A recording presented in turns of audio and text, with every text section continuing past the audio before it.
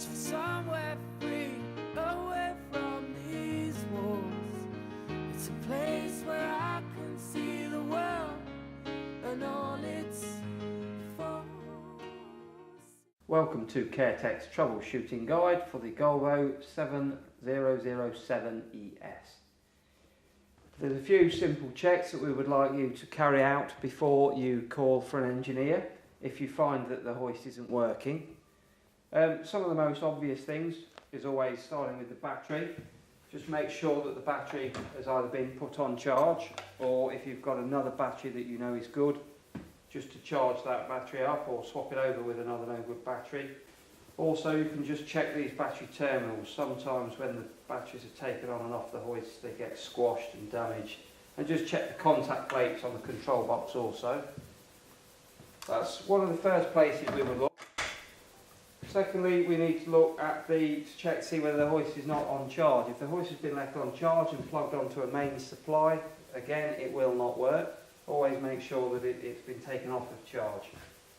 Another check would be the emergency stop button. If this is pressed in, it will stop the hoist from working. It will also stop the hoist from charging. So it is quite important to keep that out, because people will press that in, put the hoist on charge, leave it overnight, and then when they come in the next day it will be flat. That will be the cause of that. Failing that, the next check we could make is the leads and the cables from the motors and the handset that plug in underneath the control box.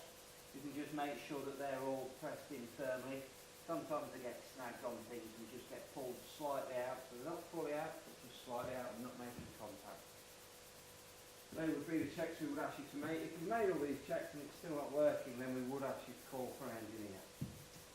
We would also like to talk to you about the emergency lowers available for you if you are midway through a transfer, as an example, and the hoist was to stop working on you. There is an emergency lower, an electrical emergency lower that you can activate through pressing this button here. On this particular model, you also have an emergency raise just here. If these don't work through total power loss, say on the battery, you also have a mechanical emergency lower. And if you just pull slightly back on this lever, the weight of the patient will just make this lifting tape just slip past on these teeth here, and it will slowly lower the patient. The further back you pull, so the faster they will lower.